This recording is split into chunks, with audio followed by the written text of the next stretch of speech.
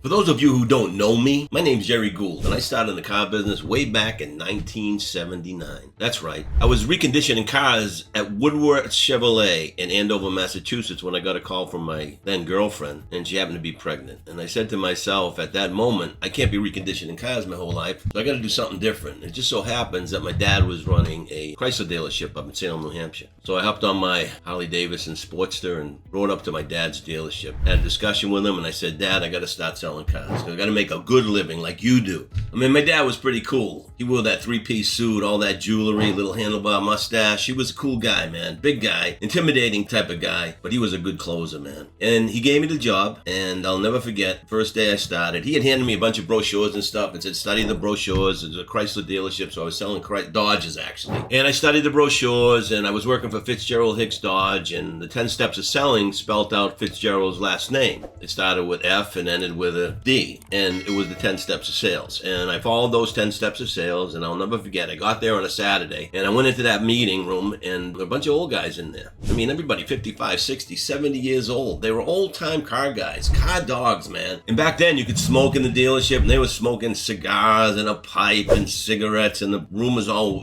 smoky and stuff, and it was like crazy back then, back in 79. And there was what I know now as a leaderboard, I didn't know what it was then, with a bunch of hash marks on it, X marks on it. And the meeting started, and the dealer principal came in, Bill Hicks, and he had a little jukebox, and he played Neil Diamond, and everybody was getting excited and everything. And then all of a sudden, he looked at everybody and said, who's going to win the leaderboard today? And I raised my hand, like an idiot. And everybody started laughing. They looked at me like, what do you mean? You never even sold a car in your life, and now you're going to win the leaderboard. It's the middle of April, and we got guys that already sold 8 or 9 cars. That's what they're telling me. So beside the leaderboard, there was a plaque, and it was a Vince Lombardi plaque, and it said, those who win never quit, and quitters never win. So I kind of said, that's how I'm going to win the leaderboard. Everybody laughed again. Well, it just so happens, at the end of the meeting, my dad grabs me and said, don't be a smart A, calm down. It's your first day in the car business. Go to the stoop, stay on the stoop, wait for the first up to come in. First up comes in, old Dodge pickup truck. And out of the pickup truck gets a husband and a wife, steps out of the pickup truck. And to my amazement, the wife was pregnant. My dad had taught me, part of the selling is inference. You got to learn something about or have something in common with the person you're talking about. In other words, you got to build a rapport. And it just so happens, remember, I'm in the car business because my girlfriend at the time is pregnant. And here's a woman that's pregnant, my very first up. And they said they needed a station wagon. And I kind of said, that's obvious, a little jokingly, and they laughed a little bit. And they fell in love with this Dodge Aspen station wagon. It was a 1978 Dodge Aspen station wagon, slant 6, evergreen interior, evergreen exterior. And this woman just fell in love with the car. And I went inside, and I told my dad what was going on. He was a little upset with me because I didn't bring him inside. That's the first step of selling, get him inside and do a needs assessment, it's called today. But I didn't do that. I kind of walked the lot with them. They fell in love with this car. My dad hands me the key to the car, gives me a plate, and says, pull the car out of the line like I talked to you about, and show them the car and talk about the slant 6, how reliable it is, and how it's got a single carburetor, and it's really good on gas mileage. Get him in the car, drive down the road, take all right turns, go a couple miles down the road, let the husband drive, let the wife drive, blah, blah, blah, blah, blah. I go out, I show them the car. They said, get in it, they drive it off the lot. I'm sitting in the back seat, keep quiet. That's what my dad taught me. So we're driving around, the husband pulls over at a shopping mall and lets the wife drive, and she drives back to the dealership. And as she's pulling in, my dad said to me, if you think you have someone interested in the car, tell them to park it in the sold line so no one takes it from you. So that's what I said to them. On the way into the dealership, I said, park it in the sold line so no one takes it from us. And the woman says, where's the sold line? And I had no idea. This is my first stop. So I said,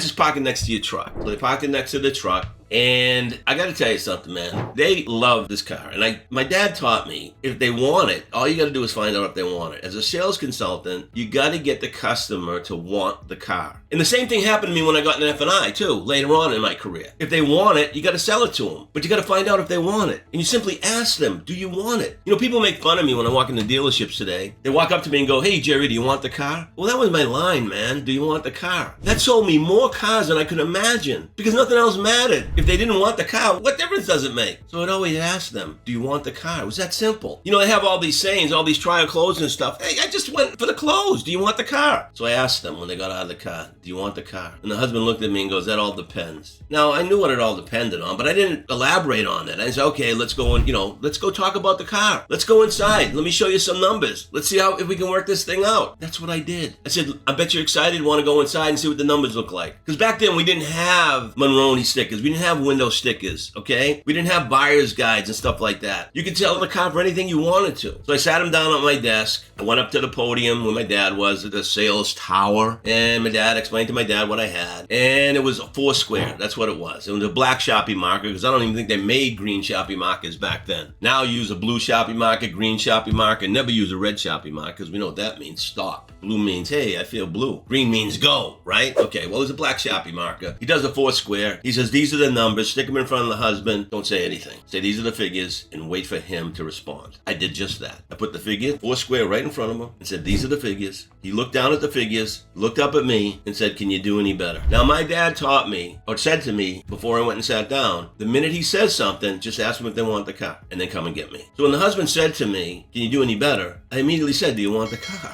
He said, you got to do better. I said, I'll be right back. Went back up to the sales tower, explained to my dad what had happened. He steps off the tower. He takes his Sharpie marker. It was funny. I got a green one over here. And he clicks it like this. We're going in. And I'm like, what are you doing? We're going in. He says to me, you sit next to the customer, pull up a chair. I'm going to sit in your chair. You don't say anything. I'll do all the rest. You're going to sell your first car. Keep your mouth shut. That's what he said to me. We went down, sat down, pulled the chair up, sat next to the customer. My dad sat in my chair.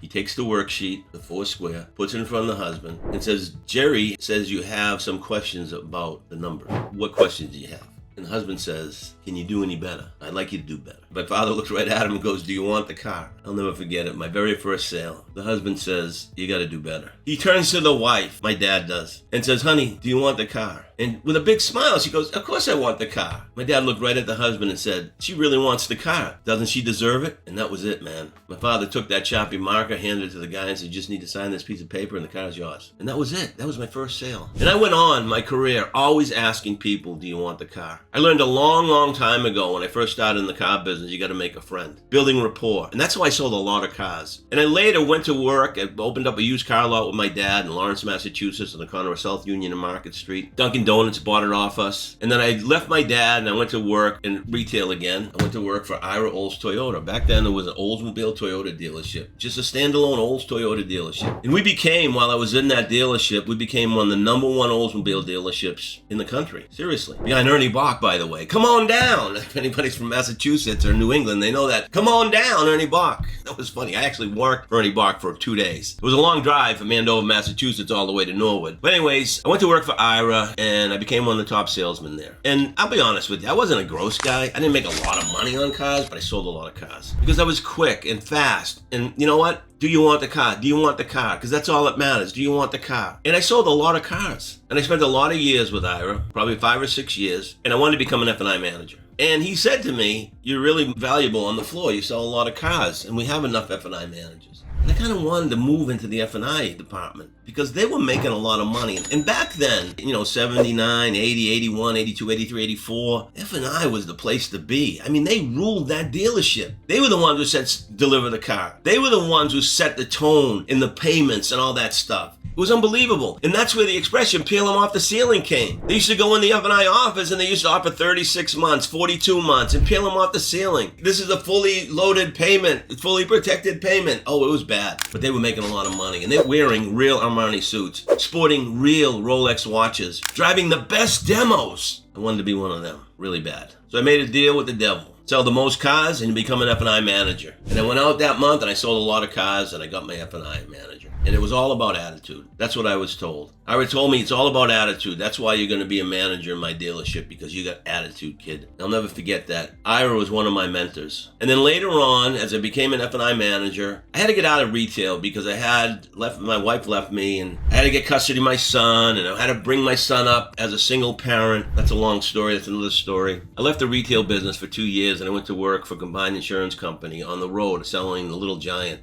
Door to door. I learned a lot about selling while I was with them too. I learned a lot about inference. I learned a lot about rapport. I learned a lot about process. word tracks. And that's when I started to get really good at sales, because I started to develop word tracks, and I relied on word tracks, and word tracks work. It was my roadmap to success. So after I squared everything away with my son, I got him into a private school, everything was working out well, he was going to school, everything's good. I went back into retail as an F&I manager, sales manager, general sales manager. And then one day I decided I wanted to get out of retail. I was recruited by an agency, and I went to work for that agency, and I couldn't sell anything. I was selling AIG, credit, life, and disability, general electric service contracts to dealers, and I couldn't sell to dealers, but I found a niche. I became really good at developing people, and that was part of my job. I would income development manager, and I was supposed to bring on clients. I didn't do a very good job of bringing on clients, but I could develop people. I formed a knack. And then I went to work for David Lewis and Associates, and it was all about F&I training. And I became one of his trainers, and I met Denny Sims, another mentor of mine, who taught me how to train. In front of people, who taught me how to speak, who taught me so many different things, gave me confidence. And I worked for David for about 5 years. And through attrition, David had went into secondary software and started to lose some clients, but he had focused on another area in his business, and things didn't work out well for me in that arena. So I left David, and Denny had gone on to work for AutoNation. And then me and Denny started a company, and we went to work for AutoNation. And I worked for AutoNation for a full year until they downsized. They went from 10 regions to 5 regions. And I'll never forget, it was November 4th, and I was reading Automotive News, and they talked about how AutoNation transformed into 5 regions rather than 10. And I knew all those people in those regions were going to get jobs. And I had no contract with AutoNation. I was an independent contractor. I was an F&I development manager who would go store to store and show them how the AutoNation process worked. I'd do deals, watch the F&I managers do deals, and at the end of the week, we'd sit with the general manager and the regional president, and we'd discuss what took place, and I became really good at that. I started to develop a lot of dealerships with AutoNation. I traveled from the East Coast to the West Coast. I was all over the place. Every week I was out. And then I ended up going to work for AutoNation. And I went to Denver, and I worked in Denver with a gentleman named Todd Mall. I did all the John Elway dealerships out in Denver, a little bit in Phoenix, Arizona, stuff like that. Washington State.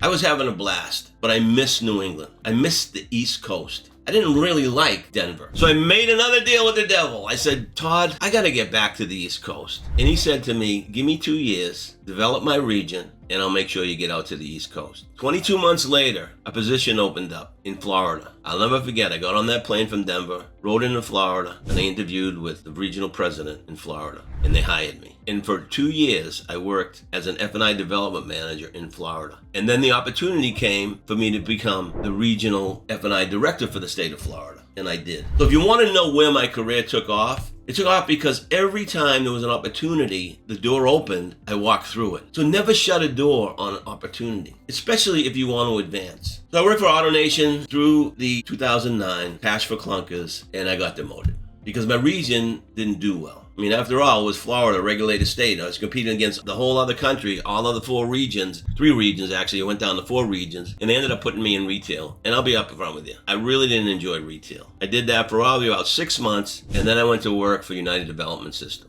And I'll never forget, I went there as a director of training, and I went to lunch with David Gesualdo, the publisher of F&I magazine at the time, Bobbit. And I was at lunch, and I had mentioned filming Tips of the Week on their digital newsletter. And he said, let's give it a try. And I did over 250 tips. Every 2 weeks, my face was shown on F&I magazine. And then I started speaking at the industry summits, agent summits. And I started writing articles. And that's when my training career really took off. And I spent a good 8 years with United Development Systems. And then in 2017, I decided to go out on my own. And since then, it's been Gerry, Gould and Associates. And I've had such a blast working with dealerships all across this country. I run around, I bump into people, and now COVID hit. And then I developed a partnership, Prod Prep. And now we have the Prod Prep website. So if you want more information, by the way, there's probably a link down below. Just press the link and take a look at Prod Prep. And all my materials on Prod Prep. Over 140 hours of stuff. It's unbelievable. So it all started in 1979, and here I am today in 2024, almost 2025, and I'm one of the top F&I trainers in the country. And it's all because I had attitude. I had ambitions. And now I'm kind of winding down a little bit in prod prep, and I'm doing outside training, and I have one huge client. I love this guy. He becomes one of my best friends, Jared O'Neill. It's been unbelievable. What a ride. And I'm meeting such nice people out in Pittsburgh, and I'm enjoying it. And that's what it's all about, man. If you have aspirations, follow your aspirations and open those doors. When those doors open, walk right through them with all the confidence and stamina in the world, because attitude is everything. And that's my story. I hope you enjoyed the story. And once again, check out Prod Prep. That's what this is all about, okay? Until next time, go get 'em.